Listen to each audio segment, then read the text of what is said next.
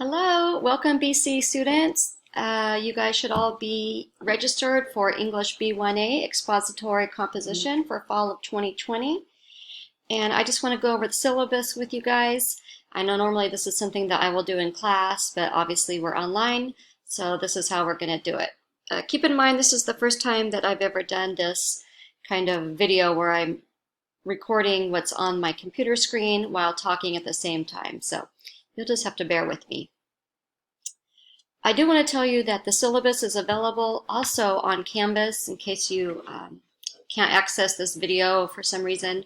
If you go on Canvas, on the main home page, there's the little index on the left-hand side. Scroll down a little bit and you should see the button syllabus, and you'll be able to just click on that link and it will bring up the syllabus for you at any time during the semester. So let's see, obviously my name, remind. This is normally how I contact my students or how I get messages from you guys instead of the phone number. I should have lined through that because I can't even get to my office right now at BC. So anytime you want to contact me, go to Remind. So if you haven't used Remind in the past, it's just a really great app to be able to converse with your teachers via texting. And you don't have to get the app, only I have to get the app, which I've already gotten. So if you just take this link and copy and paste it into your browser and then set it up, I do ask that you give both your first and your last name when you are setting up your Remind account. That way I know exactly who the student is. A lot of times I'll have students with the same first name, so it helps just to have the first and last name for that. You can also get a hold of me through my email, although Remind is faster because it comes up as a text message. And I do try to get back to your messages within 48 hours of receiving them. Unless it's a Friday night, you might not get a message back to me by Sunday night. Okay, as far as the required text goes, Born a Crime by Trevor Noah. I have 16th edition here, but I'm really not picky on the edition that you have. I do, however, want you to have some sort of version that you can read, not an audio version. I've listened to the audio version myself, and I absolutely love it, but there's going to be times where I might be asking you to come up with some evidence from the text itself, and it would just be a whole lot easier if you had some sort of PDF or ebook or the physical book so that you can, give me a page number and a location and everything. Go back. So here we have the course description and the course learning outcomes. I'm not going to go through those right now. You can go through those exciting things on your own time at home. I will tell you that if you think you have a disability that needs an accommodation, feel free to get a hold of the DSPS. Of course, now they're all virtual. So I think if you go below, yeah, there's still a phone number for them. There's also an email address. And if you go to this Zoom link, there should be someone there, or at least they'll tell you how to contact someone via Zoom. There's a few other support services that I thought were important to include. Counseling, the Writing Center, that's really important for this class. A lot of times I'll recommend or require that my students go to the Writing Center and get help with some of their papers. Habits of Mind, a lot of you guys might have heard of those in high school. I hope to kind of cover those this semester, but it's a great website to go check out if you want to. And then we do have a Renegade Pantry for those who might need it. There's a link there that you can click on. And there's also all sorts of other support services for students, so go ahead and feel free to click on that if you need to. Okay, so obviously we are all virtual this semester, so there will not be attendance. I won't take attendance. I won't count the attendance towards your grade. But, however, I will consider you absent and you might end up being dropped. Pay attention to what's in this box. Because this semester's classes are all online, a failure to respond to my emails, participate in class discussions, or submit homework will result in you being considered absent. If this occurs often enough, you may be dropped from the class. So just try and keep up with the class. If you have any issues or problems, just always keep in contact with me. I understand that things occur. We're all just trying to do the best that we can this semester. Okay, I'm going to try to go a little faster. I noticed that I'm already at 5 minutes and we're only on page 3. So feel free to look at this anytime you want. If you have any questions about any of it, be sure to email me or text me via Remind once you have that. Let's just try to get through this. I've talked about tutoring a little bit. That's with the Writing Center.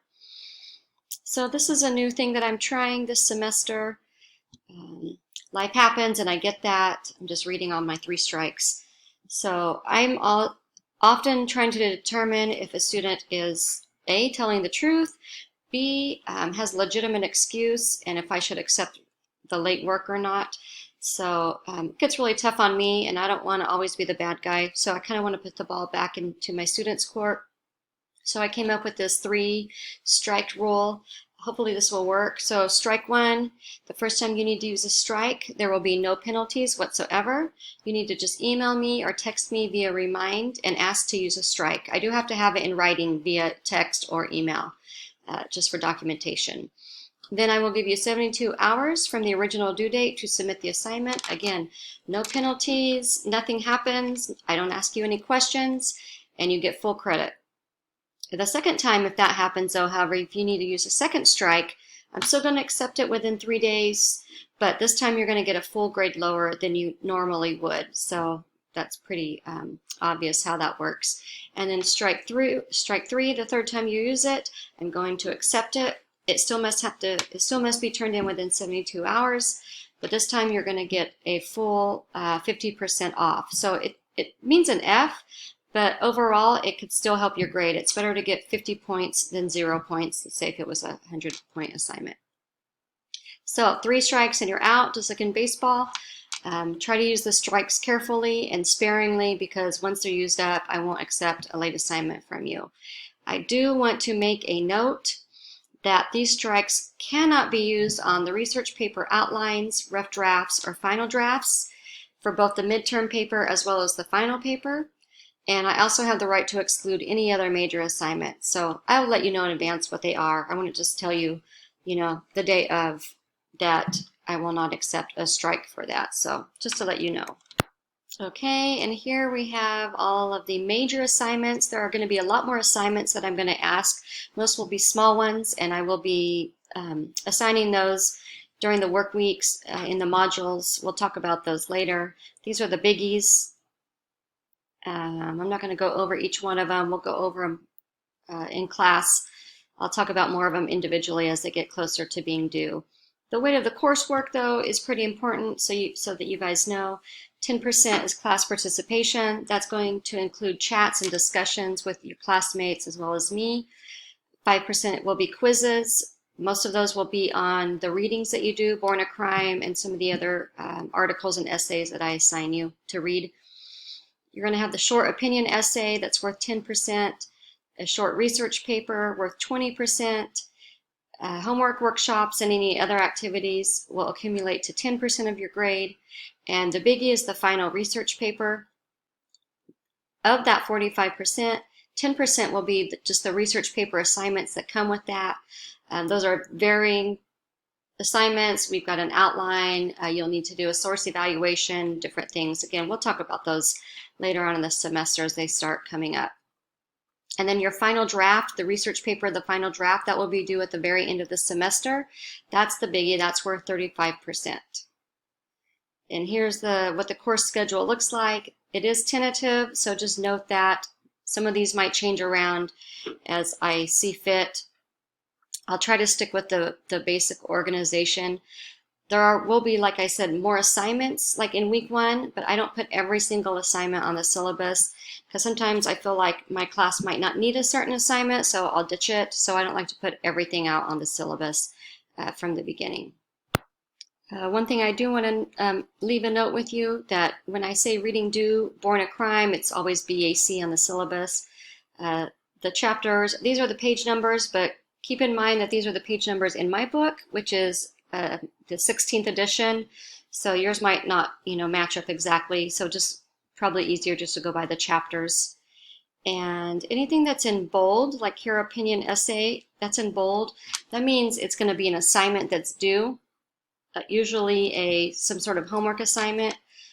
Don't stress too much about this. I'll talk a lot more about it next week, and it's going to be a really short paper.